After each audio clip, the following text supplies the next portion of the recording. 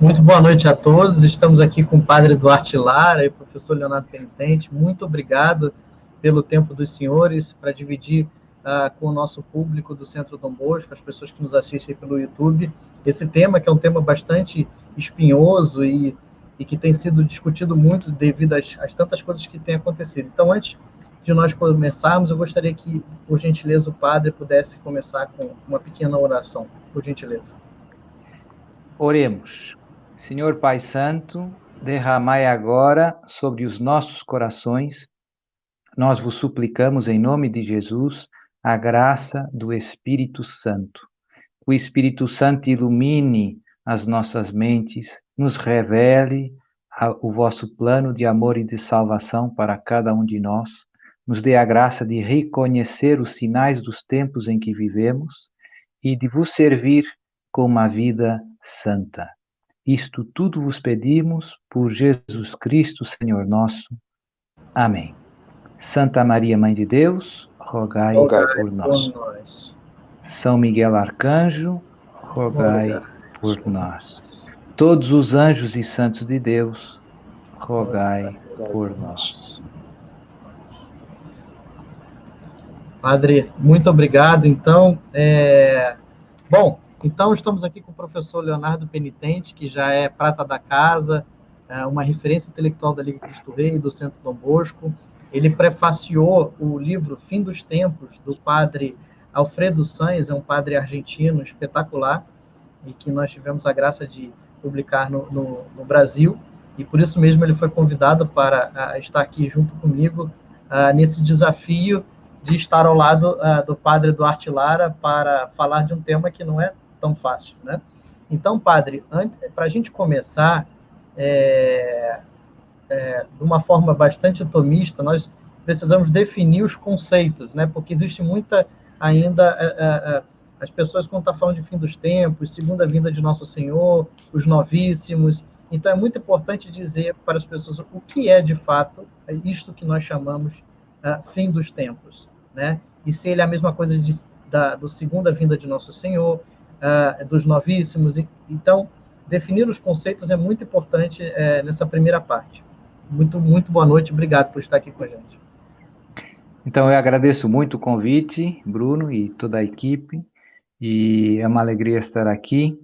E começando pelo tema fim dos tempos, e fazendo uma distinção entre fim dos tempos e fim do mundo. Uma distinção que, durante muitos anos, para mim, não existia. Eu pensava que o fim dos tempos era o fim do mundo, e que a vinda de Jesus, a segunda vinda de Jesus, era o juízo final.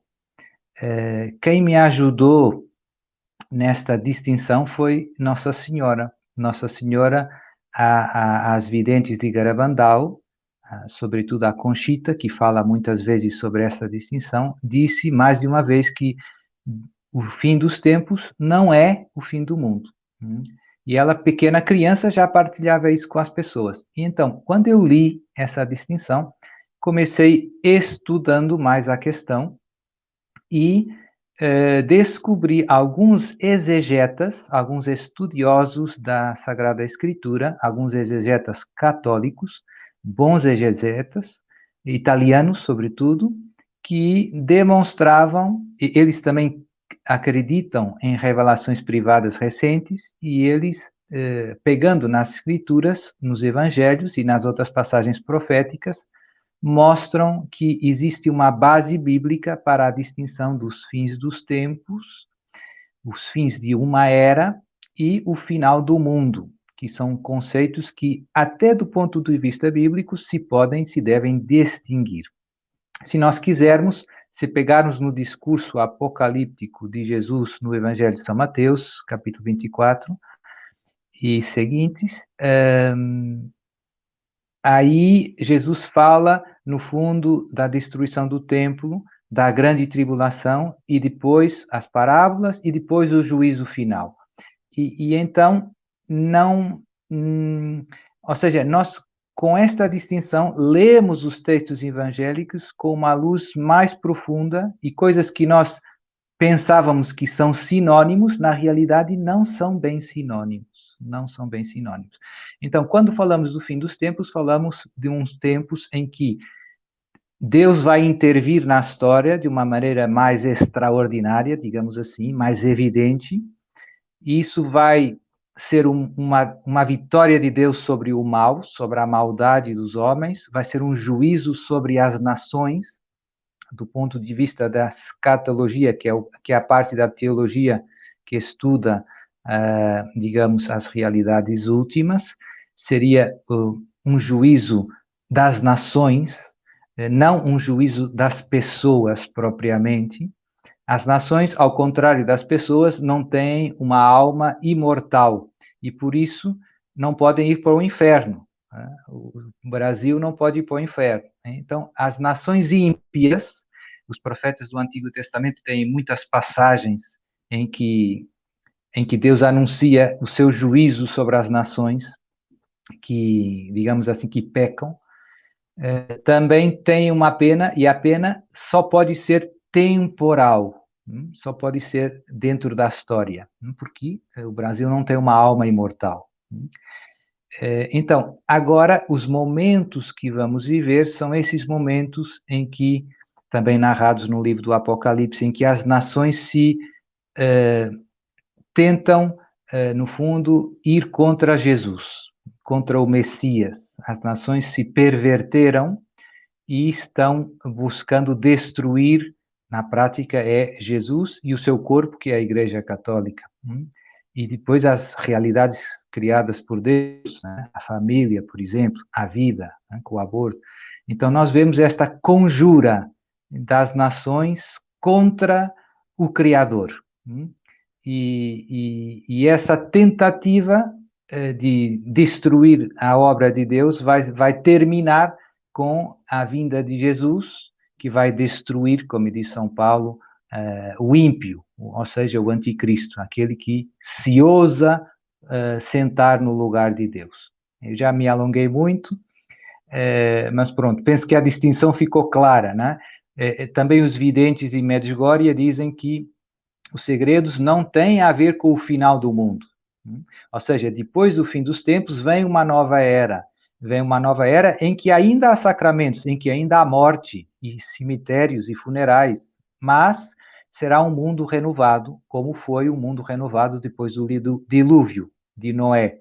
Então, nós estamos, nesse momento, entrando nesta grande tribulação, estamos nos aperitivos, como eu gosto de dizer, e vai terminar com a vitória, como eu dizia, de Cristo, que virá glorioso como Rei do Universo, destruir o ímpio, o anticristo, e depois se dá um novo capítulo da história da salvação, o capítulo final, antes do fim do mundo e do juízo universal. Muito bem. Professor Penitente, gostaria de fazer alguma intervenção? Claro. Muito obrigado, Bruno, pelo convite, pelas palavras. Padre, uma honra. Eu admiro muito o trabalho do senhor. Já tenho acompanhado, uma honra estar aqui. Muito obrigado por ter aceitado a minha presença. E eu tenho uma pergunta, sim, que as pessoas costumam me fazer e eu vou transferir para a autoridade do sacerdote, que é o seguinte: o senhor consegue enxergar aqueles sinais, que seriam sinais dos fins dos tempos, apresentados na Sagrada Escritura? O senhor consegue enxergar que esses sinais já estão acontecendo? Então, por exemplo, quando nós estamos diante de uma tecnologia que consegue levar as imagens imediatamente para a casa das pessoas, e na Sagrada Escritura se diz que o anticristo será visto por todos no mundo inteiro. Certo. Né? Então, esses sinais estão se apresentando? Sim, na minha opinião, tem muitos sinais e infelizmente acontece como aconteceu no tempo de Jesus. Quem acreditava nos milagres de Jesus se entusiasmava, quem não acreditava, apesar de ver tantos milagres, continuava não acreditando. Portanto, os sinais são bastante evidentes para quem crê e são insuficientes para quem não crê, para quem está duro de coração. além dessa questão técnica que torna possível o anticristo ser seguido em todo o mundo, o meu pai costuma dizer que se não tiver internet, não tem anticristo. Porque de fato. tem que chegar a todo mundo, não é? Os mais, digamos, os mais fortes, talvez, eu diria, em primeiro lugar, a questão da apostasia da fé. Nós vermos que, infelizmente, a fé católica que nos foi transmitida pelos apóstolos já é quase que uma exceção no mundo, até eclesial. Quer dizer, dentro da igreja tem muitos batizados que perderam a fé, ou que têm a sua fé, como eles costumam dizer. Eu cá tenho a minha fé. Então esse é um sinal grande, e São Paulo fala nas suas cartas de que a apostasia há de preceder a vinda do anticristo. Portanto, se nós olhamos à nossa volta e vemos isso acontecendo, isso deve-nos fazer acordar. Nossa Senhora, em várias mensagens, por exemplo, eu gosto muito das mensagens ao padre Gobi, Stefano Gobi. Ela diz claramente em muitas mensagens quais são estes sinais, e ela cita as várias passagens da Escritura que se estão cumprindo no dia de hoje. Mas nós vemos a apostasia, crimes abomináveis como o aborto, os actos homossexuais, né? À escala mundial. Né? Antes, no Antigo Testamento, foi Sodoma e Gomorra. Agora, estamos ensinando às crianças de 6 anos que ser gay é uma coisa ótima. Deus não ficará quieto por muitos mais anos, na minha opinião. Então, Nossa Senhora, depois também sinais, se nós quisermos, até na criação, estes sinais que nós temos os sinais que fala no Evangelho, né? As guerras, as pestes, agora temos o Covid, né? As fomes, a gente vê à nossa volta, haverá sinais no sol e nas estrelas, e a gente vê um pouco tudo isso, não é? Tem havido tantos eclipses solares, tantos eclipses lunares, a história das luas de sangue, eu já preguei sobre isso. Quem está atento vê que Deus usa muitas maneiras para conquistar a nossa atenção e para a gente perceber que está acontecendo algo de diferente, que estes tempos não são só mais um tempo igual aos outros, é um tempo em que algo está acontecendo do ponto de vista espiritual. E, portanto, eu penso que os sinais são bastante evidentes e, como digo, as mensagens de Nossa Senhora ajudaram-me a reconhecer com muita clareza todos esses sinais. Né? Dentro da igreja, a grande confusão. Em Akita, em Garabandal, Nossa Senhora falou de que haviam de vir tempos em que havia bispos contra bispos, cardeais contra cardeais, e agora está acontecendo, não é? Portanto, sinais não faltam, eu penso, não é? Mas como eu dizia no início, para quem acredita é fácil reconhecer os sinais. Para quem não quer aceitar, nem os sinais que há, por mais vulcões que explodam e terremotos, não, está tudo bem, está tudo bem. Sempre houve, não é? Tem muita gente que resiste a reconhecer os sinais. Mas, na minha opinião, são bastante evidentes e há 20 anos já se viam. Hoje, em 2021, os sinais são cada vez mais fortes. Eu acho que é como aumentar o volume, a intensidade dos sinais é cada vez mais evidente. Entendo. Agora, por exemplo, eu não tenho os dados, nunca li nada a respeito.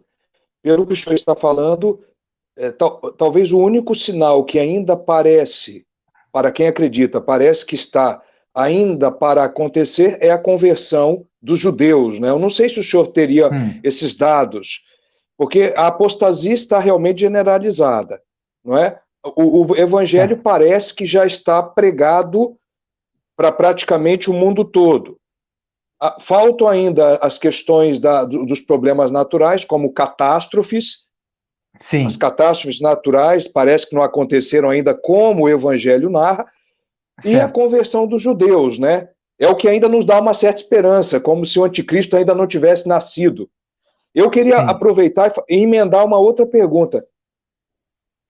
Pelo estudo que o senhor já fez, o senhor acredita que o anticristo será uma pessoa, um indivíduo, ou uma espécie de espírito que está no ar, uma coletividade, ou pode ser as duas coisas ao mesmo tempo? Uhum. Então, ótimas perguntas. Vou tentar não esquecer nenhuma. Começando pelos judeus, alguns factos interessantes.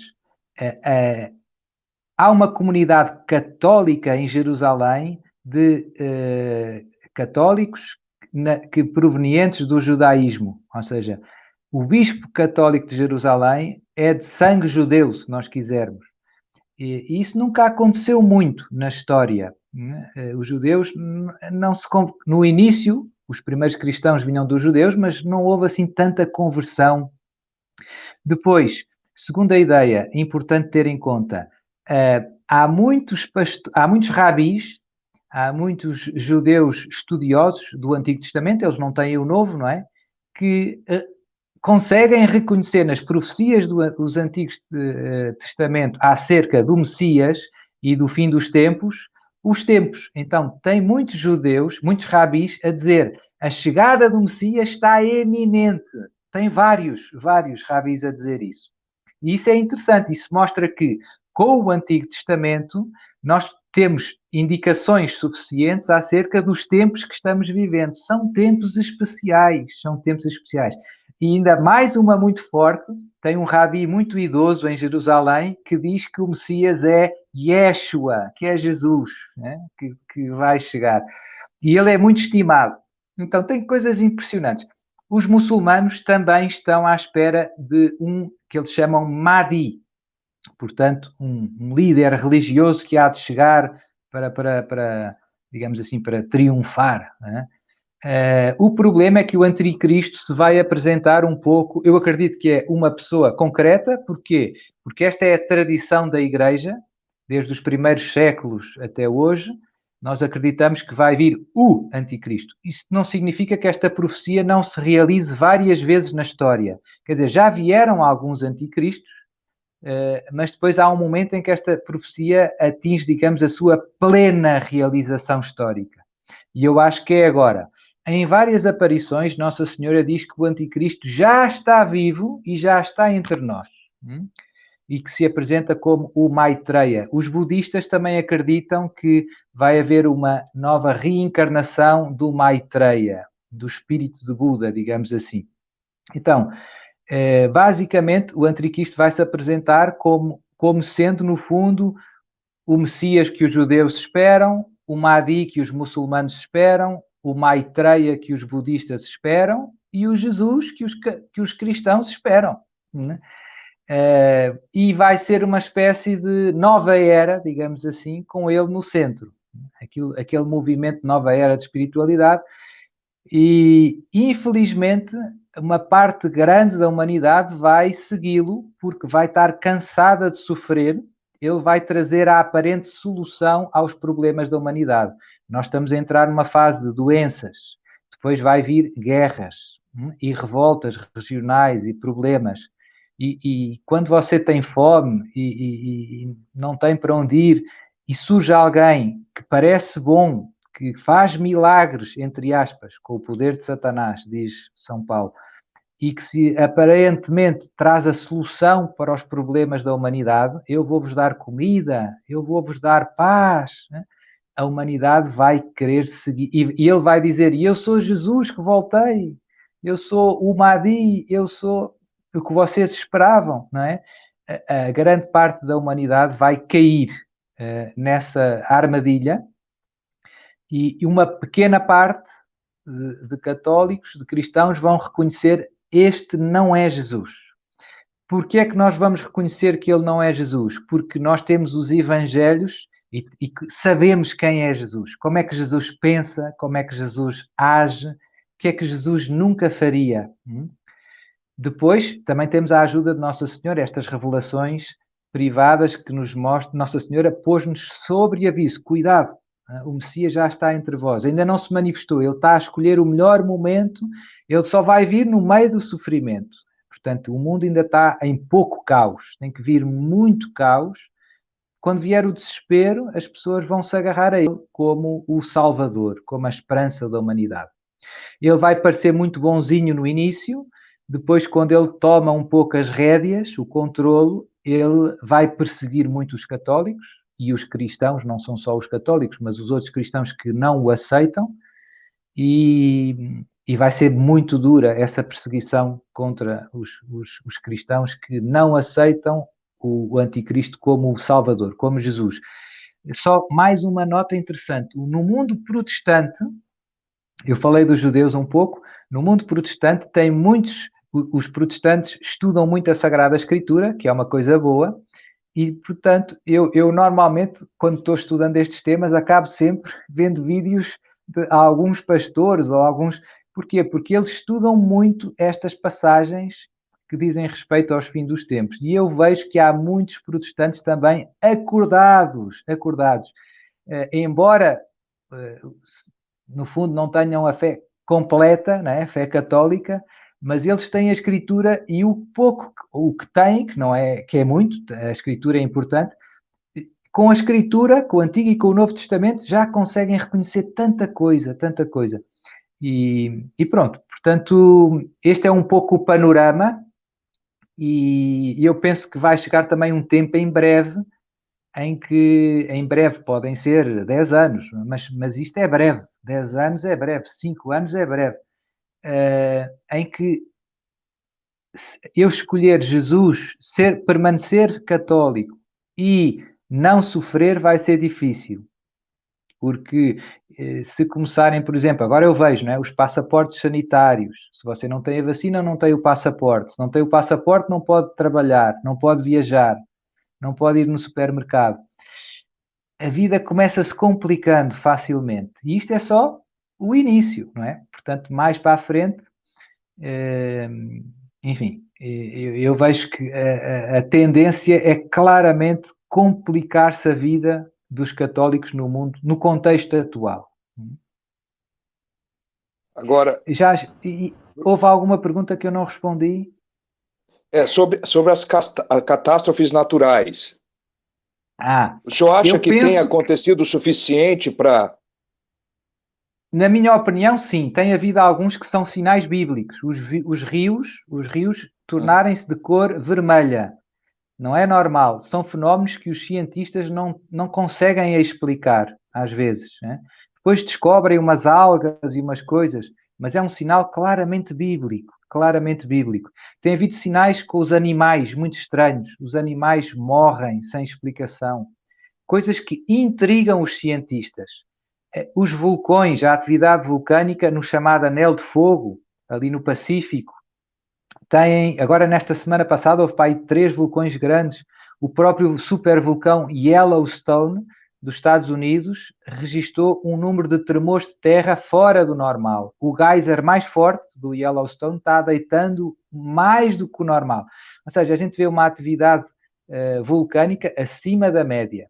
São factos, né? Sei lá, os polos estão descongelando a um ritmo alucinante, né? Portanto, o nível do mar está subindo. Os cientistas dizem, vai ficar difícil morar junto ao mar daqui a poucos anos, não é? Porque o nível vai subindo muito rapidamente. Quer dizer, são poucos centímetros por ano, mas isso é muito, né, do ponto de vista científico. Então, eu acho que tem havido muitos, como eu dizia, e também no Sol, nas estrelas, na Lua. Estes vai ficar pior? Vai. Vão vir momentos, Nossa Senhora fala em algumas aparições muito duros, com meteoritos, com asteroides, com coisas que a gente não sabe, não é? A Terra, as forças celestes serão abaladas. Lucas e Mateus falam disto, não é? O que é que isto significa? Que vai ser ainda pior. Mas, e é engraçado que nas religiões naturais, o homem, a virtude da religião, a virtude natural, o homem sempre soube reconhecer nas forças da criação a mão de Deus, a voz de Deus, né? as tribos, vem um tremor de terra, vem um vulcão, a ira de Deus acendeu-se, é preciso aplacar, é preciso pedir perdão. Portanto, Deus sempre usou a criação para falar com os homens, né? E eu gosto sempre de repetir, quando Jesus morreu na cruz, houve um grande tremor de terra. O sol ficou escuro do meio-dia às 3 da tarde, 3 horas de trevas, né? Isto não foi casual. Isto não foi. Não. Deus fala com a criação também. E, portanto, é importante estarmos atentos. Tá? E tem havido sinais, por exemplo, nas nuvens. Eu lembro-me de um muito forte que eu vi numas notícias da Rússia. Apareceu o sinal da cruz com umas nuvens muito, muito perfeito. E era inegável o facto. Não dava para dizer que não estava. E então houve muitos comentadores que disseram isto é sinal que Jesus está voltando, não é? Não, enfim, só para dizer que tem havido sinais muito fortes, alguns incontestáveis, digamos assim. Mas, como eu digo, para os céticos tudo é pouco, não é? Nunca chega, não é? O próprio milagre do sol em Fátima, a aurora boreal chegar até Paris anunciando a Segunda Guerra. Então você vê nas próprias aparições de Nossa Senhora esses sinais. E aproveitando para falar desse último ponto que o senhor tocou sobre a questão do anticristo, me parece que assim, agora o que está havendo no mundo inteiro? Acabamos de ver o Donald Trump ser silenciado, né? O presidente dos Estados Unidos em exercício ter todas as suas contas sociais deletadas, e isso mostrou que existe um poder ainda maior do que o presidente dos Estados Unidos, para poder fazer isso com tanta facilidade. Um caso semelhante àquele multibilionário chinês Jack Ma, dono da Alibaba, também ganhou um sumiço, né? Então, assim, o poder que está aí pairando sobre as nações é muito superior ao poder das nações em si. E aí vem a pergunta, me parece que para a efetividade do anticristo ganhar almas para Satanás, se deverá, muito provavelmente, à censura, porque se os católicos puderem esclarecer, apontar o anticristo, se eles tiverem a capacidade de apontar o anticristo, talvez o efeito não seja tão grande. Me parece que deve haver, antes, um silêncio muito grande dos católicos, para que tenha efeito. Porque ainda que seja um pequeno rebanho, enquanto a gente tiver a capacidade de apontar o lobo, pelo menos nem tantas pessoas vão cair. Mas é só uma pergunta meio divagando aqui. Né? Sim, então, os presidentes e os políticos que a gente vê na TV mandam pouco, não mandam tanto como nós pensamos. Quem manda é uma elite que controla, no fundo, a finança mundial e as grandes indústrias. São os chamados interesses instalados. Eles escolhem os assessores do Trump. O Trump foi digamos assim, um percalço. Não estava nos planos deles ter o Trump. O Trump atrasou os planos deles, mas não conseguiu destruir nem bloquear, né? A agenda continua. Hoje em dia, quem controla a narrativa dos mídias tem, basicamente, as rédeas, no fundo, do que é que as pessoas pensam e como é que reagem. Agora, com o Covid, é um bom exemplo, né? No fundo, é fácil manipular com o medo, com as histórias. É sempre a mesma história. Como é que é possível aprovar as leis do aborto? Só com uma máquina que consiga enganar as pessoas de uma coisa que é tão evidente que, no momento da concepção, surge um novo ser humano. Aquele embrião não é uma parte da mãe, geneticamente, de qualquer ponto de vista. Então, é preciso uma máquina que consiga uma espécie de lavagem ao cérebro. E isso é possível com os mídias. Donald Trump foi um imprevisto, né? Porque tem uma certa loucura que, infelizmente, que é um pouco imprevisível, né? E isso complicou a vida deles, digamos assim, na agenda. Mas quer dizer, os interesses instalados são tão grandes e têm, no fundo, os mídia e muitos outros meios, não é? Conseguem, com esta história, por exemplo, das fake news. Hoje em dia o que eu noto é as notícias verdadeiras são etiquetadas muitas vezes de fake news. As pessoas como nós não temos hipótese de ser convidados para o jornal da Globo, não é? Porque não vamos ter, não é? Nunca. Isso não é por acaso. Isso não é por acaso. Só tem microfone quem controla os mídias. Enfim, esta elite mundial, eu também já preguei sobre isto, a partir de alguns estudos que eu fiz. É muito difícil estas coisas mais secretas, a gente ter factos com certeza. E como envolve o bom nome das outras pessoas, é sempre importante ser prudente. Se eu não sei se isto é verdade, é melhor não dizer, porque é uma coisa grave que eu estou a atribuir a outro. Mas eu tenho fontes que eu considero credíveis, ex-satanistas, ex-altos, digamos, altos funcionários da banca de investimento, né, que confirmam, eles nem se conhecem entre eles, mas confirmam factos que eu depois também leio em livros destes que falam de conspirações e tal. E o que é que se sabe, o que é que me parece, infelizmente, verdade? É que há uma elite que controla e que é satânica. Não é? Eles gostam mais de dizer que são luciferinos. Eles fazem uma diferença entre Satanás e Lúcifer. Né? Para nós não há diferença, Satanás e Lúcifer. Mas eles adoram Lúcifer e têm muitos rituais em que matam crianças em honra do demónio. É incrível. E comem as crianças e bebem o sangue. E são os bilionários e os trilionários. É assustador. E mais assustador ainda, muitos deles são de sangue judeu. Portanto, há uma elite mundial de sangue judeu que presta culto a Lúcifer e que no fundo tem este plano de reengenharia social, basicamente. Não é? E isso passa pelos mídias, desde da música, do cinema. Isto não vem de hoje, vem há 70 anos atrás, mais. Vem dos anos 50, mais ou menos do século passado. E conseguem, com paciência, conseguem quais é que são os dois grandes obstáculos à reengenharia social? São as duas grandes instituições que transmitem os valores. Quais são? A família e a igreja. Esses são os alvos a abater. Esses são os alvos a abater. Como é que eles perseguem a família e a igreja? Com esta ideologia de género e com os e a igreja invadir a Europa com os muçulmanos e com os migrantes. No fundo, eles querem deitar abaixo as únicas resistências, aquilo que, no fundo, olhando para as crianças, quem é que as ensina?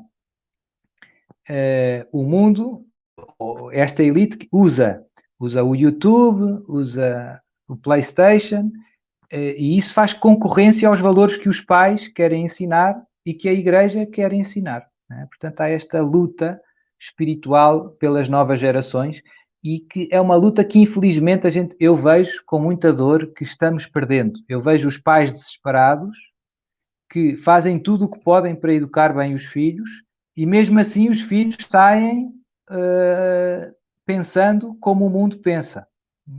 É uma luta, e por isso eu também penso que a intervenção de Deus não tardará tanto, porque Deus não quer, senão arrisca-se a perder uma geração. Ou seja, já estamos num ponto em que já não se conseguem defender as crianças. E eu penso que, por mais esforço que a gente faça, e por isso eu penso que a intervenção de Deus não vai tardar, né? Porque Deus não vai permitir tanto mal, não é? Crianças que não têm culpa, que são, no fundo, envenenadas desde que nascem, espiritualmente, digamos assim. E portanto, é muito claro para mim, e depois, quando eu leio as mensagens, é sempre esta do céu, digamos assim, eu vejo muito este drama espiritual, é sempre muito evidente, não é? Em Fátima, há mais de 100 anos, Nossa Senhora já dizia, muitas almas se perdem. E o que dirá hoje? Com o que a gente é que não, como foi gradual, nós nem sentimos, mas em 1917 não havia televisão. Né? E agora o desmantelo e não se consegue mais defender a inocência das crianças. O Estado tornou-se o inimigo das famílias. Né? Portanto, é uma loucura. Né? só Deus nos pode salvar e só Deus pode dizer basta, digamos assim. É um pouco... E por isso estes tempos são, ao mesmo tempo, dramáticos neste sentido, não é? A gente sente que somos um pequenino resto incapaz de fazer frente a esta onda. É uma espécie de um tsunami de mal. Agora, por exemplo, uma das coisas que eu vou seguindo há alguns anos e que está cada vez mais grave é a questão dos crimes de ódio. É um modo de perseguir a Igreja. É um modo de perseguir os católicos, legalmente, né? Então, começam-se a criminalizar, nas leis de vários países, começam-se a criminalizar convicções, em vez de delitos, de ações injustas, né? Roubei o meu vizinho, então isso é injusto, eu posso ser condenado. Agora, se eu em minha casa disser no meu Facebook, eu acho que cometer atos homossexuais é pecado, já posso ser condenado civilmente. E eu não estou a fazer mal a nenhum homossexual, eu estou só a expressar a minha convicção. Eu não posso mais expressar as minhas convicções. As minhas convicções são consideradas discurso de ódio. Mas ódio porquê? Eu não disse que não gostava deles. Eu disse que eu não gosto, aquele ato é mau. Eu não estou a dizer que eu não gosto da pessoa. Não pode dizer. E depois chegamos a outras aberrações impensáveis, que eu acho que também são um sinal dos tempos. No Canadá foi aprovado o matrimónio entre as pessoas e animais. Você pode casar com o seu cão, se quiser. Isto foi um processo. Se Nossa Senhora, se em 1917, isso já tiver, o que diria Nossa Senhora? Não é? E pronto, portanto, o panorama que nós temos à nossa volta é de uma civilização à escala mundial decadente, né, do ponto de vista moral e espiritual. E pronto, aconteceu isso no dilúvio, aconteceu isso em Sodoma e Gomorra, e com o povo de Israel, como nós sabemos, houve também várias purificações, né? Foi para o Egito, depois foi 40 anos no deserto, e depois veio a Assíria, destruiu os reinos do norte, que tinham-se dado à idolatria, depois Judá veio a Babilónia, 70 anos na Babilónia. Deus permite o mal até um certo ponto e depois vem um novo início, começa um novo capítulo, né? Deus às tantas diz, basta. Graças a Deus. Isso é fruto da misericórdia dele e do amor que tem por nós, né? Porque já chega, né? Por isso, há pessoas que pensam que a vinda de Jesus, assustam-se com a vinda de Jesus. A vinda de Jesus é uma ótima notícia. É dizer que este capítulo tão triste da história da humanidade vai ter um ponto final. E os seus filhos, e os nossos filhos vão poder, os nossos, eu não tenho, não é? Os nossos filhos vão ter um mundo em que vai reinar o Evangelho. Isso é uma ótima notícia. E por isso, rezar para que Deus antecipe a vinda do seu Filho é uma boa notícia. É uma coisa que nós fazemos na missa sem dar conta. Vinde, Senhor Jesus. Vinde, Senhor Jesus. Para nós, a vinda de Jesus é o triunfo do mal, é o triunfo do bem de Deus contra o mal que reina. É uma ótima notícia. Venha a nós o vosso reino, dizemos no Pai Nosso. Mas depois parece que não queremos, não é? Um pouco. É este o contexto, no fundo, em que nos encontramos. Eu entusiasmo-me e às vezes afasto-me da pergunta, mas gosto destes temas, como se vê. Professor Penitente, mais algo? Padre, eu tenho uma pergunta. O senhor falou da questão da influência, para ser bastante generoso e bondoso aqui, dos judeus. Em La Salette, o senhor é um grande especialista nas aparições e revelações privadas. Em La Salette, Nossa Senhora diz que o anticristo seria filho de uma freira de ascendência judaica, não é? Sim. Com provavelmente um bispo, ela coloca lá um símbolo, não é? Uhum. O que pode ser interpretado como um bispo. Quer dizer, nós poderíamos afirmar que o anticristo será um judeu para ser mais perfeitamente anticristo, porque Cristo também foi judeu. E esta é a primeira pergunta. né? Então, se o anticristo pode ter uma ascendência judaica, né? Essa é a primeira pergunta. E a segunda pergunta é se o senhor entende que aquilo que São Paulo fala do obstáculo, do caterron, daquilo que impediria, por algum momento, a vinda do anticristo, já foi retirado. Sim, ótimo. Em duas boas perguntas. Pergunta, professor. A primeira, se o anticristo não for de sangue judeu, não vai ser acolhido como Messias por Israel. Isso é claro. Sim. Nos Evangelhos, São Mateus começa com a genealogia, né? Portanto, para demonstrar que ele é o Messias, tem que ser da casa de David, porque as promessas são para o descendente de David. O anjo Gabriel diz: Deus dar-lhe-á o trono de seu pai, David, e reinará eternamente sobre a casa de Jacó. Ou seja, o anjo Gabriel está citando a profecia de Natã a David. Portanto, se o anticristo quer ter alguma chance de passar por o Messias de Israel, tem que ser, né? Tem que cumprir os requisitos mínimos. Em relação ao Caterron, em relação a La Salette e as outras aparições, há coisas que, como é que eu hei dizer?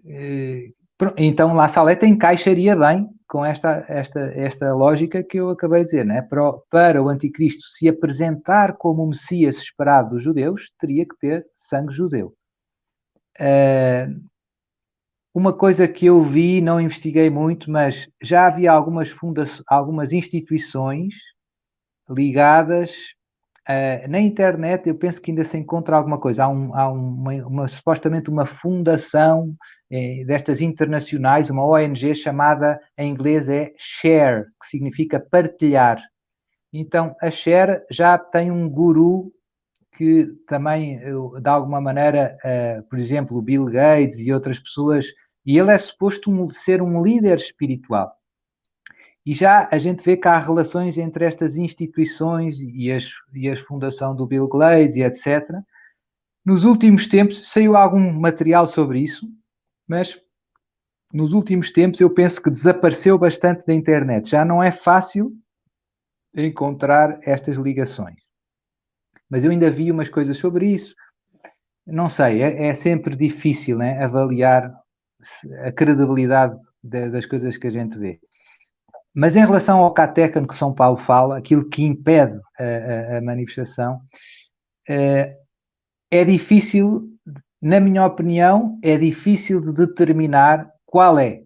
É uma questão meio obscura do ponto de vista bíblico, né? Não sabemos. Há quem diga que, por exemplo, é o Papa Bento XVI. Enquanto ele está vivo, ele impede que muita coisa aconteça. Faz algum sentido. Há pessoas que depois veem o Donald Trump como o catecan. Também faz algum sentido. Mas, na minha opinião, eu acho que o catecan é algo mais, na minha opinião, é algo mais forte. Não quer dizer que não possa ser estas opções que se falam mais óbvias, talvez. Eu sou mais, aí sou um pouco mais prudente. Eu digo que não sei, é difícil para já perceber o que é. Eu acho que se vai tornar mais claro num futuro próximo, mas agora acho que é difícil ainda perceber exatamente o que é que São Paulo quer dizer com o caterron. Quem é? Esse obstáculo. Por exemplo, esse obstáculo que impede. O padre Castellani, só fazendo uma rápida consideração, ele diz que, segundo os padres antigos, principalmente Santo Agostinho, seria o Império Romano catolicizado, porque o Império Romano, se tornando católico, ele protegeu a família, o exército, a religião e a propriedade privada, que são os 4 pilares que o anticristo vai atacar de maneira profunda. E com Napoleão, esse Império Romano catolicizado teria saído de vez, porque com a morte de Francisco I, que era o imperador austro-húngaro. Certo. Com a Revolução Francesa, isso teria acabado. É uma tese dele, mas como o senhor disse, isso é uma matéria de interpretação, é uma coisa muito complexa de considerar, não é? não é? Segundo o padre Castellani, já teria desaparecido o caterhum, né? Sim. Eu diria, voltando atrás, aquelas duas instituições que impedem, no fundo, esta reengenharia social são a Igreja e a família. Isso. De alguma Isso. maneira, esses também são os catéconos, porque impedem Isso. que, no fundo, a lavagem cerebral das novas gerações. Portanto, eu também, e biblicamente isto também é verdade, há profecias que se realizam de mais do que uma vez. Né? Às vezes a gente tem um sentido só unívoco, né, da profecia bíblica, como se isto se realizasse uma vez e pronto, e não houve mais. E às vezes não é assim, a mesma profecia realiza-se mais do que uma vez. Eu uso sempre o mesmo exemplo, mas eu penso que é muito claro, quando a profecia de Natã a David pensa construir o templo e Natã diz a David: o teu filho é que vai construir e eu serei para ele um pai, ele será para mim um filho e eu tornarei o seu reino eterno. E isto realizou-se parcialmente em Salomão. Salomão de facto construiu o templo, de facto recebeu a chamada adoção divina. No Antigo Testamento, o filho de David era adotado por Deus. Eu serei para ele um pai, ele será para mim um filho. Mas o seu reino não foi eterno. Já no final da vida de Salomão, o reino se divide e começam problemas. E por isso, esta profecia realizou-se parcialmente na figura de Salomão, mas não se realizou plenamente. Ficou, digamos que, incompleta. E depois, como eu dizia, o anjo Gabriel diz a Maria que o filho dela é que vai ser o filho de David, que vai fazer o novo templo. Ele não diz isto, o anjo Gabriel, não, mas no fundo o novo Salomão, que vai construir o novo templo, que somos nós, que é a Igreja, e que vai consolidar um reino eterno e que não terá fim. E pronto, e portanto a mesma profecia que Natã proferiu realizou-se na figura histórica de Salomão e passado 1000 anos realizou-se com a encarnação do Verbo em Cristo. Portanto, isso também se pode aplicar a estas outras profecias bíblicas. Admitem mais do que uma realização histórica. Normalmente é uma realização cumulativa. Jesus também fez um novo templo, Jesus também é o Filho de Deus, ainda é num sentido mais... É o Verbo de Deus, é Deus de Deus, luz da luz, não é adotivo, é o Filho natural de Deus e consolidou o reino, entrou em Jerusalém, aclamado, Hosana, ao filho de David. Portanto, e sentou-se à direita do Pai. A ascensão também tem esta conotação da intronização de Cristo no seu reino. Pronto, isto para dizer, o Catécon também, a gente pode ver a realização desta profecia em várias realidades históricas. Eu não sei, eu não gosto de especular muito. Prefiro uma certa sobriedade teológica. A maior parte das pessoas acha que eu especulo demais, mas as coisas que eu digo eu tento estudar com calma primeiro e ponderar, e não temos tempo para ver todas as fontes e todos os factos, mas quando eu tento fundar bem as minhas posições, né? Para não ser temerário, né? Para não ser imprudente. E às vezes, quando não sei muito, mais vale ser humilde e dizer, não sei, vamos ver. Claro, claro. Bruno, eu queria só pedir ao padre para que ele repetisse, porque ele tem falado muito isto, ele falou num vídeo que ele gravou sobre as posturas práticas nesses tempos, não é, que já estão se encaminhando de maneira muito, com a marcha muito rápida, não é, para a vinda do anticristo, algumas condutas práticas. E uma delas eu achei muito interessante, que é a questão das pessoas se voltarem para o campo, para uma vida mais agrária. Porque ao invés de nós pedirmos o pão para o sistema financeiro, nós vamos pedir o pão a Deus, como fazemos no Pai Nosso. Uhum. Quer dizer, então, a terra... eu falo um pouco, eu vou começar já por dizer, todo mundo gosta destas questões práticas e eu também me preocupo um pouco. Nós não somos só a nossa alma, dizia São Tomás de Aquino. Então, cuidar do corpo é cuidar da pessoa. o mais importante para viver estes tempos é procurar sempre viver uma vida na graça de Deus, uma vida de oração, uma vida de servir a Deus e aos irmãos que Ele põe no nosso caminho. E se vivemos uma vida cristã autêntica, há frutos muito importantes que nos vão acompanhar nestes tempos difíceis, que é a alegria, a paz dentro do nosso coração e a confiança em Deus. Deus proverá. Deus cuidou do seu povo no deserto durante 40 anos. Né? Deus não nos ama menos agora. Né? Deus vai cuidar de todos nós, de cada um. De cada um. Por isso não há motivo para ansiedade, desespero, tristeza. Isso não é bom. Né? Portanto, insistir nisto, eu penso que é importante. Em algumas mensagens de Nossa Senhora e etc., revelações do céu, no fundo, eu vejo que vai ficar claro que vai chegar um momento em que eu não vou conseguir professar a minha fé em Jesus e participar da vida do sistema, digamos assim. É a história do chip, é a história que eu vejo já vindo com estas discussões do passaporte sanitário e de outras coisas. Está cada vez mais claro que para estar no sistema eu acabo cedendo em muitas coisas e cada vez coisas mais essenciais, né, para a minha fé. E por isso, e depois também, outra coisa é bastante evidente, com este vírus já foi, isto da mudança das cidades para o campo é um fenómeno que a gente já vê, por exemplo, nos Estados Unidos, onde o vírus deu muito forte, né? Há muita gente cansada de confinamento, de lockdown, quer fugir, né? Porque ficar 3 meses num apartamento é um desespero, né? E depois começa coisas que já estão acontecendo. Começa faltando comida nos supermercados. Às vezes tem essas corridas, né? Todo mundo vai buscar papel higiênico e coisas assim. E são coisas que não é que vão acontecer, já aconteceram e que se podem repetir com muita facilidade.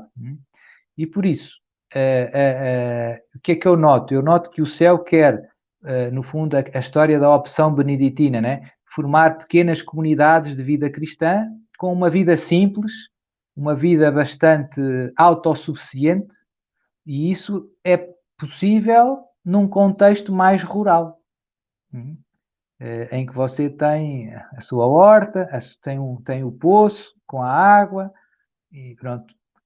Mas não é possível sozinho. Ser ermita é difícil, né? Porque você tem que conseguir muita coisa sozinho, não é fácil. Nem é muito, eu penso que nem é o que Deus quer. Deus quer família. A igreja é uma família. Né? Portanto, nós precisamos de irmãos na fé e eu penso que ainda temos alguns anos, algum tempo para fazer isso. Mas eu penso que é importante falar disso agora, porque depois, quando as coisas se complicam, chega um dia em que é tarde demais, em que você tem que escolher Jesus ou voltar para casa, né? Ou entrar. E então, agora é bom a gente ter um tempo para se ir preparando e pensando. Eu sei que há pessoas que ficam angustiadas porque sou pobre e não tenho. Eu acho que não há motivos, como eu dizia. O importante é rezar, é ter isso no coração e Deus vai encaminhar tudo para todos. Né? Deus cuida bem dos seus filhos. Né? Quem confia em Deus nunca se arrepende. Né? Portanto, é estar atento, porque depois logo surge uma família que também pensou e que também precisa de ajuda e, portanto, você já entra no plano deles. E há muitas maneiras. E sempre tem um tio, um primo que tem um sítio e tem... Deus organiza. E eu também tenho visto, por exemplo, aparições, há aqui umas perto de Portugal, em Espanha, perto de Madrid, de Nossa Senhora das Dores, no Escorial. No Brasil não são muito conhecidas, mas aqui em Portugal são bastante conhecidas. Os meus pais, quando eu era criança, pequeno, foram... Eu tenho uma família devota das revelações do céu de há muitas gerações. O meu bisavô foi ao Milagre do Sol, a Fátima, de moto. Depois, os meus pais foram a estas aparições aqui perto de Madrid, ao Escorial, e os dois viram o milagre do sol. Um de uma maneira e outro de outra, ao mesmo tempo, durante bastante tempo. Os dois viram o milagre do sol. E essa vidente deu origem a uma comunidade de vida muito bonita. Eu tenho um amigo em concreto que viveu lá 7 anos. E ele conta como a vida deles era muito simples.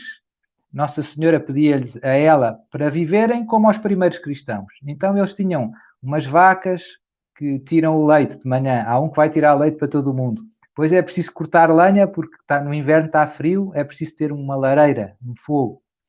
E depois há irmãs, e depois há padres. As irmãs têm asilos para os idosos. Enfim, há missa de manhã todos os dias, há muita oração. E aquilo é uma realidade quando nós vemos que é possível e parece impossível aos olhos do mundo moderno. Parece como é que é possível viver assim no século XXI? E eu já vi, e a gente vê a felicidade deles, né? E vê que é do céu. Eu acho que o sinal mais forte é a gente sente que é do céu. E essa vidente já morreu, no fundo, preparou isso para os filhos delas, filhos espirituais também, não é? Aquelas comunidades de vida que têm casais, que têm várias casas, não é? Tem a casa dos padres, tem as irmãs, têm famílias que vivem em conjunto. E pronto. E há uns anos, também eu era seminarista, e eu lembro-me de um amigo meu, seminarista, que hoje também é sacerdote, que ele falava de que ele tinha o desejo de construir uma aldeia de Jesus. E então eu gostei da ideia, nunca mais esqueci, e depois fui vendo nas revelações do céu que o céu quer essas pequenas ilhas. E tal como aconteceu na queda do Império Romano de Ocidente, quando vieram os bárbaros, a Ordem de São Bento, os beneditinos, foram, digamos assim, os refúgios da fé católica. Foram as ilhas nas quais se conservou todo o património da tradição cristã e não só da tradição clássica. Há muitas coisas que nos chegaram graças aos beneditinos.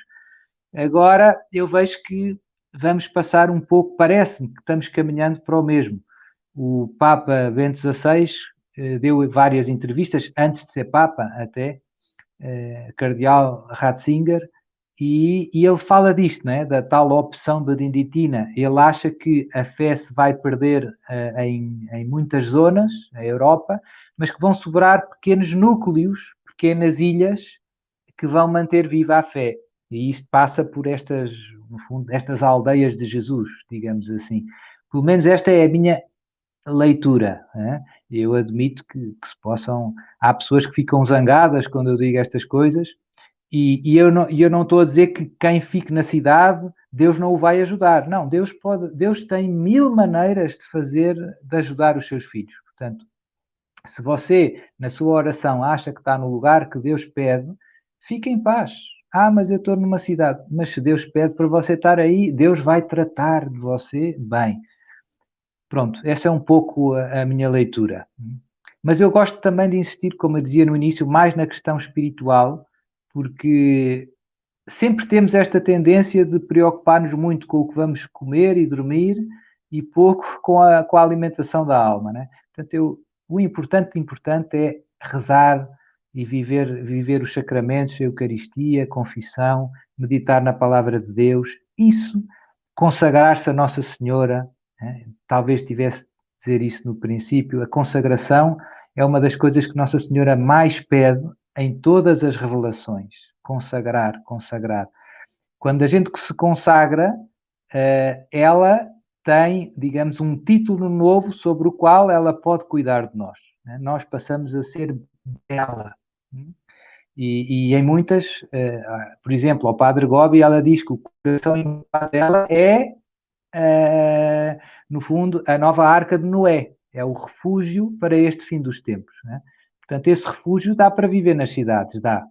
Penso que sim. Ela não diz que temos que sair das cidades, né? Mas diz que temos que nos consagrar ao seu coração imaculado, né? E viver esta consagração. Quem fizer isso quem fica, como eu dizia, alegre, tem paz no meio do caos. Padre, o senhor me falou, né, o senhor puxou bastante a importância da vida da graça, dos sacramentos, mas a primeira coisa que a gente viu com o Covid foram os fechamentos das igrejas.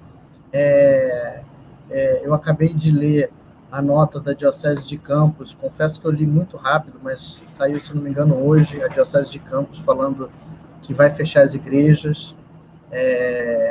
Então, assim, eu posso estar enganado, peço que vocês que estão nos assistindo agora confiram, não confiem em mim, procura aí Diocese de Campos. Penso ter lido porque foi um pouquinho antes da live, né, então, que eu li, mas o fato é que já ocorreu e continua ocorrendo não só no Brasil, mas em grande parte do mundo, principalmente o Ocidente, essa coisa dos sacramentos, de faltar os sacramentos, né? Uma frase que eu li da Diocese de Campos é que não haverá batizados, isso eu li, com certeza. Então, assim, não haverá batizados, e na linha de baixo diz que o mais importante é a preservação da vida. Então, existe uma inversão aí de valores, né? O mais importante é a vida eterna, não a vida material, que é importante. Então, padre, gostaria que o senhor comentasse, me parece que cada vez mais será difícil para os católicos conseguirem os sacramentos, né? Numa situação de perseguição, mais difícil ainda, porque ainda não tem a perseguição cruenta, como foi na Revolução Mexicana e como foi na Revolução Francesa. Por enquanto, uma perseguição velada, né? Você tem que fechar essas igrejas, senão eu vou te multar. Certo. Então, isso eu penso que é mais um sinal de que estamos entrando nos tempos diferentes. Quem sonhava há 2 anos ou há 3 anos que íamos ter igrejas fechadas e que não havia missa? Não parecia possível. E, de repente, de um dia para o outro, tudo mudou. Então, e em relação à vida do corpo, não é o maior valor. Né? A palavra diz, a vossa graça vale mais do que a vida. A vossa graça vale mais do que a vida. Palavra de Deus. Portanto, devemos fazer tudo para viver na graça de Deus. Eu, às vezes, penso, se tivesse agora, o que eu queria era ser amigo de um sacerdote e ter um padre por perto. E depois acordo e penso, eita, eu sou padre. Oh Deus, que coisa boa. Portanto, mas eu também preciso de um sacerdote para me poder confessar. Eu posso celebrar a Eucaristia, mas para me poder confessar eu preciso de um padre. E, portanto, voltando atrás, né, é bom se calhar ter uma comunidade cristã num ambiente mais calminho, rural, mas o mais importante ainda é pensar, eu preciso de um padre, né? Eu preciso de um padre. E Deus vai providenciar. Há muitos padres bons e santos, Deus vai mandar para cuidar dos seus filhos. Né? Não temos que nos preocupar muito, mas temos que pensar nestas questões. Né? E pronto. Mas eu vejo por mim, Deus tem sempre providenciado padres para eu me poder confessar, porque eu preciso, não é? E Deus providencia, né? Com todo o carinho, mas tem que estar atento e tem que aproveitar a oportunidade, né? E pensar nisso, como é que será se eu mudar para ali, como é que será a minha confissão, a minha missa, né? Há pessoas que eu vejo, eu fico comovido, tem leigos, que essa é a prioridade deles, né? Eu vejo leigos que, por exemplo, cá no lockdown, quando chegou o lockdown, a prioridade deles era continuar a comungar durante o lockdown. Não ia haver missas públicas. Mas, por exemplo, eu não deixo de celebrar missa, nem que seja em minha casa. Né? E, portanto, está vendo? Agora arrisco uma multa e uma prisão, mas, quer dizer, eu tinha muita gente na missa durante o lockdown. Né? E essas pessoas queriam comungar todos os dias e estavam dispostos a fazer grandes sacrifícios para poderem ter Jesus na comunhão todos os dias. E eu fiquei comovido de várias as idades, até jovens. e fiquei comovido por ver, no fundo, a fé do povo de Deus, né? No mais importante, no mais importante. E isso vai continuar a acontecer, eu penso. Sim, porque nós vamos dar o jeito, né? Aqui durante o lockdown eu não lembro de ter ficado sem missa também. Não posso revelar a fonte porque o padre perderia a cabeça, mas eu tenho certeza que muitos padres e alguns bispos até nos assistem, mas não ficamos sem missa aqui também. Inclusive, quando eu peguei o Covid, foi muito interessante, eu cheguei a escrever nas redes sociais, eu peguei o Covid e um padre me ligou, eu tinha acabado de comentar com o Álvaro, meu irmão, que estávamos eu e ele em casa isolados, para não contaminar os outros, e aí um padre me ligou, filho, hoje é domingo, eu tinha acabado de comentar com o Álvaro, poxa, vai ser o primeiro domingo sem Eucaristia. Foi eu acabar de comentar isso, eu recebi um telefonema de um sacerdote, filho, você vai ficar sem Eucaristia esse domingo? Eu falei, padre, eu tô com Covid. Não, eu vou na sua casa agora. E ele entrou lá em casa e deu Eucaristia para mim e para o Álvaro não me deixa mentir. E na semana seguinte, nós estávamos ainda de isolamento, tem que ser 14 dias, etc. Aí o padre teve uma ideia mais genial ainda. Ele viu que não só eu e Álvaro estávamos contaminados, mas havia vários outros amigos que estavam contaminados. Um deles, inclusive, é o Alan Lira. E aí o padre falou, olha, junta você, o Alan Lira, o Álvaro e todo mundo que tiver de Covid, bota todo mundo numa mesma casa que eu vou celebrar a missa para vocês amanhã, no domingo. O padre celebrou a missa. Eu cheguei na casa do Alan, o padre estava sem máscara e não tinha pegado Covid, no meio de um monte de gente com Covid. Eu acho que ele foi além, ele poderia ter usado máscara, mas para esse sacerdote é tão mais importante a salvação da alma que eu acho que ele se esquece que estava todo mundo de Covid, estava com Covid, né? Mas foi interessante ver no meio desse um monte de padres fechando as igrejas com medo do Covid, outros respeitando uma lei civil que não tem autoridade sobre a lei da igreja, fechando as igrejas. O padre acabou de cair, mas continuo a comentar com meu amigo Leonardo. É interessante que um monte de padres fechando as igrejas, enquanto isso você vê que, enfim, que tem padres que vão atrás dos fiéis e que desejam dar os sacramentos, sabem da importância que é um batizado, a importância que é a Eucaristia, né? Então, assim, é muito bonito ver, padre, eu estava comentando na sua breve saída, finalizando essa importância dos padres que colocam os sacramentos acima das coisas materiais, acima de uma lei iníqua do Estado de querer fechar as igrejas sem um motivo claro, e nunca haveria um motivo para fechar as igrejas e deixar de dar os sacramentos. E aí o que eu queria comentar, o que eu queria que o senhor comentasse, padre, se possível, é o seguinte, que nós recentemente temos visto que está aumentando o número de bispos e de padres falando que a grama é verde, que a neve é branca. Ou seja, dizendo o que está acontecendo. Então, aqui no Brasil, nós tivemos Dom Adair falando claramente sobre a nova ordem mundial, sobre os interesses globalistas, sobre o problema desses interesses globalistas da nova ordem mundial contra a igreja, contra a fé, o objetivo deles contra o reinado de nosso Senhor Jesus Cristo. E, inclusive, o cardeal Sandoval Míguez falou nesses dias também, o cardeal emérito de Guadalajara, não sei se vocês viram, mas muito impressionante,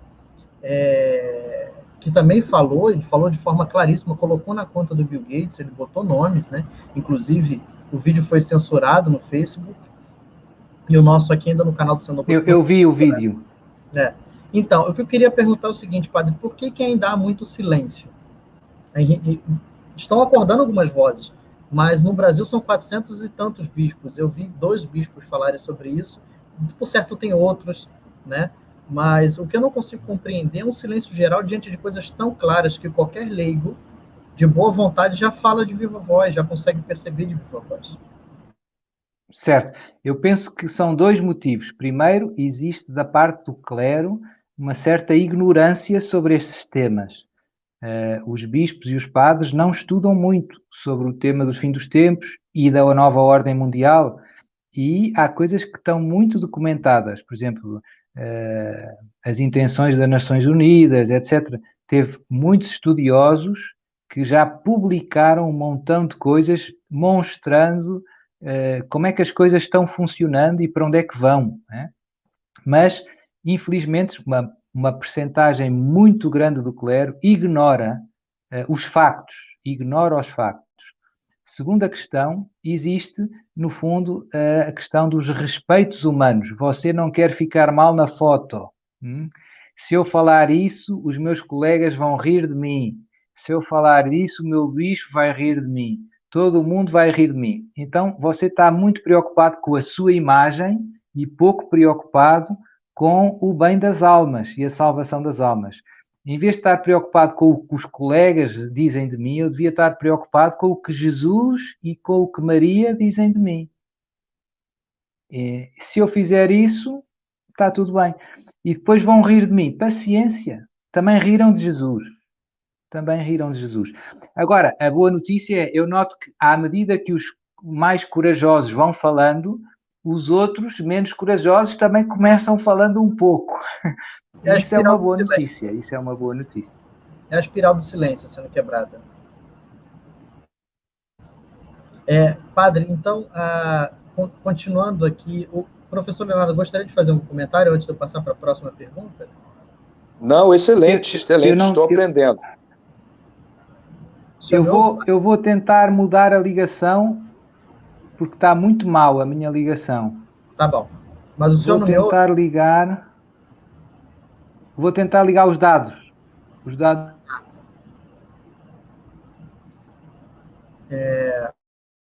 Professor Leonardo, então... Está melhor agora. Melhorou, padre? Muito, melhorou muito. Estava difícil de ouvir. Estava rezando. Jesus, ajuda-me a perceber.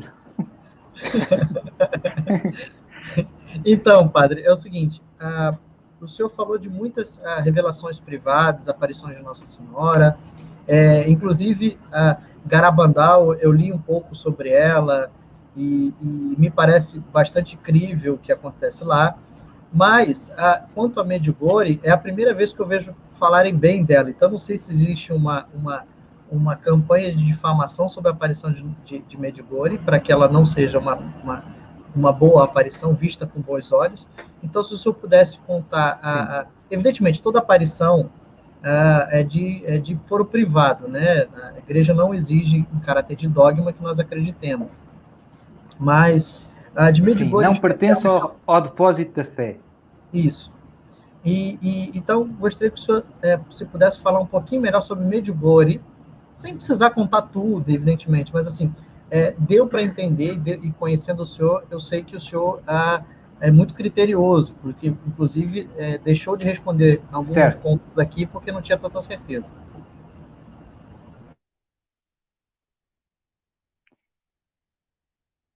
Pode falar. Eu não sei se posso responder, eu deixei de ouvir. Então, sobre Medjugorje, eu considero credíveis. Houve aquela investigação que o Vaticano nomeou uma comissão com o cardeal Ruini. Essa comissão, parece que os resultados quer dizer, eles consideraram pelo menos as primeiras aparições dignas de crédito, né? Depois as segundas já não se... Muito.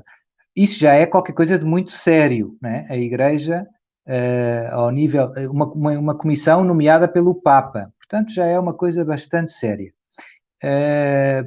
Eu fui 3 vezes a Medjugorje. Para mim, o maior critério é pelos frutos se vê a árvore. Nunca vi nenhum lugar do planeta Terra onde houvesse tantas confissões por dia como na paróquia de Medjugorje. Nunca vi nenhuma paróquia do planeta Terra rezar 2/3 antes da missa e 1/3 no final da missa em ação de graças, todos os dias, e as pessoas da paróquia fazem isto todos os dias. Fazem 2 horas de oração no final da tarde, das 6 às 8, todos os dias, e acham normal. As pessoas da paróquia fazem 2 dias de jejum a pão e água por semana. Não são os peregrinos só, são as pessoas que moram na paróquia, vivem as mensagens. Isto não é normal encontrar... Depois, eu conheço um psiquiatra famoso italiano que até chegou a ser, durante algum tempo, porta-voz da Associação Internacional dos Exorcistas, em Itália, é um psiquiatra italiano famoso.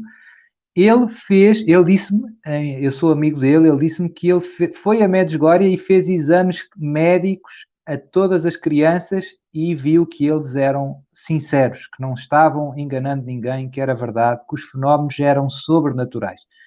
Portanto, eu tenho muitos elementos, digamos assim, que todos apontam na mesma direção. E pronto, tive colegas de seminário que foram para padres. Vou contar uma história simples, né? Eu tive um colega de seminário que era da Áustria. Ele era médico, tinha mais de 40 anos, não tinha casado ainda, trabalhava muito, tinha-se dedicado muito à profissão dele. E convidaram-no para ir numa peregrinação, num ônibus a Medjugorje.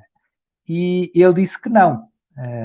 Ele não era muito praticante, não era muito religioso, mas ficou na cabeça dele, o céu ficou ali beliscando ele, e poucos dias antes de partirem, ele ligou de novo ao amigo que o convidou e disse: então, eu afinal queria ir. E o amigo disse: que bom, porque houve uma desistência e tem uma vaga no ônibus. E então ele foi, e era uma semana essa peregrinação. Ele foi e foi tão tocado em Medjugorje, teve uma grande conversão, e ficou 1 ano a viver em Medjugorje. E depois de 1 ano entrou no seminário e foi meu colega de seminário. E deixou a medicina e hoje é padre. Outro amigo meu, professor da Universidade em Lisboa, a mulher dele queria ir a Medjugorje. Ele não queria, ele não acreditava. E ele pensou, eu vou e vou fazer turismo. E então foi com a mulher e pensou fazer turismo, mas o céu tocou ele e ele teve uma grande conversão. Hoje é um grande apóstolo, é um grande pregador. Deus tem feito milagres através dele, de curas e tudo. Já pregou em África, nos Estados Unidos, anda pregando para o mundo inteiro. Veja bem o efeito Medjugorje. Custa-me a crer que não venha de Deus. Não é? Não sobram muitas alternativas. Não é? Perfeito, perfeito. Padre, o senhor como exorcista, e a gente ainda não entrou nesse tema que também é bastante espioso, me parece que com a apostasia da igreja, os sinais da proximidade do anticristo, com essa questão de uma proliferação de centros satânicos, enfim, desses templos satânicos pelo mundo. Aqui no Rio Grande do Sul houve uma multiplicação muito grande. Esses sacrifícios que são feitos pelos multibilionários, que dizem que eles têm esse costume, alguns deles. Então, todas essas manifestações em prol do demônio, das coisas sobrenaturais, isso, de alguma forma, traz um efeito colateral para a sociedade. Né? Eu gostaria que o senhor comentasse, como exorcista, essa questão desses casos preternaturais, se o senhor teve algum caso recente que o senhor vê que é próprio desses tipos desse aumento, dessa adoração ao demônio, enfim, comentasse um pouco sobre essa questão. Então, eu noto uma tendência muito clara na cultura. Voltamos, quem controla os mídias está lavando a nossa cabeça. E então, por exemplo, a Fox, o canal Fox dos Estados Unidos, você pode ver isto através do cabo ou da Netflix, tem uma novela que se chama Lúcifer. E o personagem principal é Lúcifer, é Satanás, que no fundo é amigo dos homens e o está a tentar ajudar a não ser mais enganados por Deus. Né? Portanto, é a perversão feita em telenovela. Os desenhos animados das crianças têm todos nomes de demónios. Né? Satã, não sei o quê, Asmodeu, e símbolos. Há muitos símbolos satânicos. Nós não somos muito ingênuos, mas estamos rodeados de símbolos satânicos. O pentagrama está em todo lado. E, portanto, eu vejo que cada vez mais na música, concertos de, por exemplo, de estrelas pop das moças de 13 anos, Lady Gaga, são rituais com morte de animais, com sangues de bodes, com toda uma liturgia satânica, né? Entrou e já está, digamos assim, a ser dado a crianças, aos jovens, e, no fundo, Satanás não precisa de se esconder, porque já estamos numa era pós-cristã.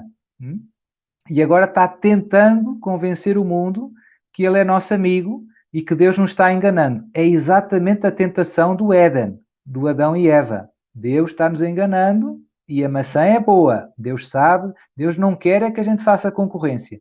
Então, essa tentação se está reapresentando. E isto é preocupante e a gente vê muitas vezes, por exemplo, o Halloween é um bom exemplo disso. Né? É um culto ao oculto com tom de brincadeira. Portanto, a nossa cultura está-se satanizando, digamos assim. E agora está na moda este gesto dos chifres com a mão, né? Que, no fundo, é a saudação satânica. Os chifres com a mão, que agora todo mundo faz por brincadeira, né? Como se fosse um like, ou como se fosse um cool, em inglês, né? Os chifres satânicos são a saudação satânica. Né? E, portanto, isto está entrando, e o mundo é muito, as pessoas são muito ingênuas, acham que não tem problema, que é inócuo, e estão brincando com o fogo, e estão, de alguma maneira, digamos, no fundo, aliando ao demónio. Isto cria um terreno muito mais propício a distúrbios diabólicos. Vou dar um caso só. Eu tive um caso de um jovem que esteve envolvido numa seita satânica, não porque ele fosse mau, nem como é que eu ia dizer, um satanista convicto. Foi porque os amigos foram e porque gostava de música pesada e t-shirts com monstros e tudo. Então começou indo, mas a coisa ficou séria, começou ficando mais perigosa, e chegou um momento em que ele quis sair da seita. E então, a partir do momento em que ele saiu da seita, o demónio aí começou atacando ele, e ele começou tendo perturbações estranhas. A providência fez com que um amigo dele fosse meu amigo, e ele trouxe-o até mim, e graças a Deus hoje está bem. Mas são brincadeiras que têm os seus grandes riscos. E por isso, como eu dizia, hoje temos música com conteúdos satânicos, com letras, novelas, temos desenhos animados para crianças com mensagens satânicas. É assustador. Temos roupa, é toda uma cultura. Satanás já não se esconde, digamos assim. Pode-se dar ao luxo de passar da nossa frente, que já não há reação. O bem já não é bem, o mal já não é mal. Este é o panorama cultural em que nós nos encontramos. Obviamente que nós católicos devemos reagir e não brincar com o fogo. Não brincar com o fogo. É o pedido que eu faço às pessoas que eu encontro. Nós somos de Jesus, não se brinca com o nome de Deus, nem com coisas. O Halloween é um bom exemplo. Um católico não pode participar no Halloween e brincar. Não. Aquilo é uma festa do oculto, é um louvor, é um tributo à magia, ao esotérico. Não, nós somos filhos da luz, não somos filhos das trevas. Portanto, temos que nos posicionar e ser fiéis e coerentes com a nossa fé. Perfeito. Professor Leonardo, já caminhando para o final, se você puder fazer mais uma pergunta. Não, eu particularmente estou satisfeitíssimo, muita aprendizagem.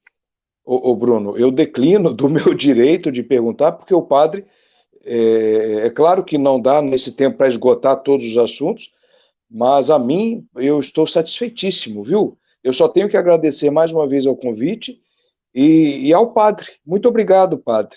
Eu quero dizer mais uma vez que eu sou um grande admirador do seu trabalho. Muito obrigado, viu? Me sinto muito honrado por ter estado aqui com o senhor. Professor Penitente, foi uma alegria. Peço-lhe as suas orações e conto com as minhas sempre, igualmente, todos os dias. Igualmente, muito Bruno obrigado. Também. Muito obrigado. Padre Duarte Lara, eu gostaria de mostrar aqui que esse livro que nós lançamos, O Fim dos Tempos, do Padre Alfredo Sanz, eu não sei se o senhor já ouviu falar, é um padre jesuíta argentino, ainda está vivo, ele está com 80 e poucos anos.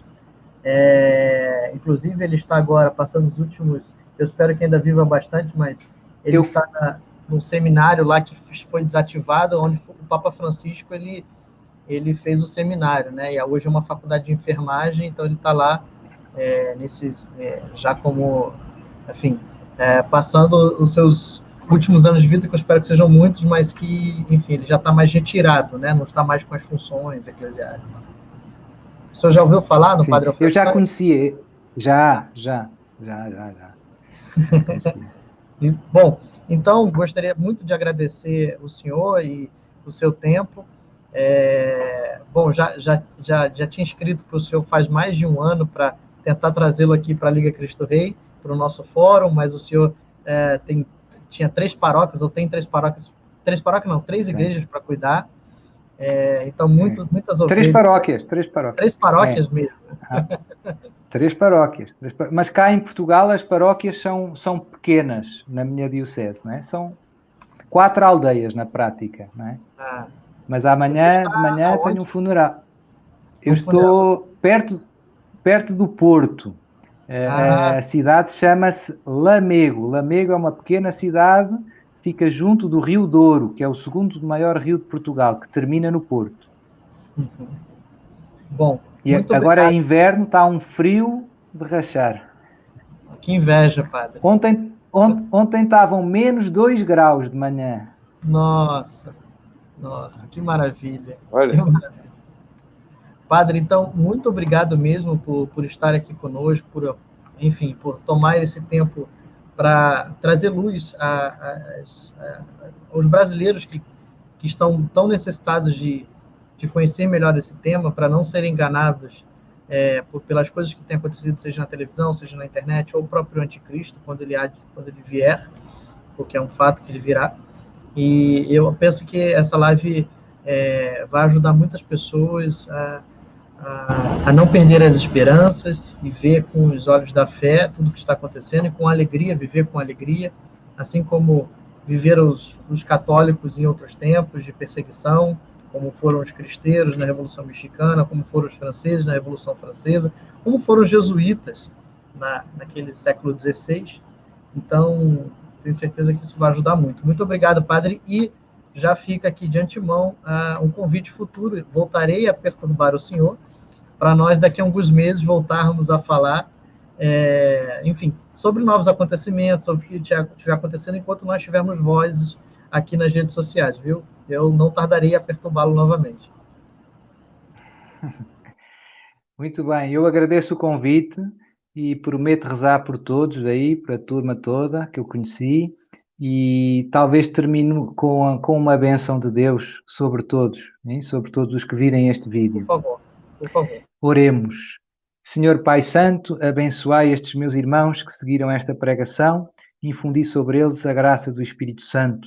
Dai paz, Senhor, aos seus corações, guiai-os, os seus passos, defendei-os de todos os males, do corpo e da alma, de todos os ataques e ciladas do inimigo, e ajudai-os a perseverar firmes na fé e no amor a Ti e aos irmãos até ao fim.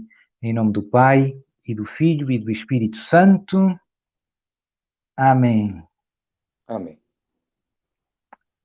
Sua bênção, padre. Obrigado. Viva Cristo Bruno, Rei. tchau, querido. Viva Cristo Rei. Viva Cristo Rei. Um abraço. Viva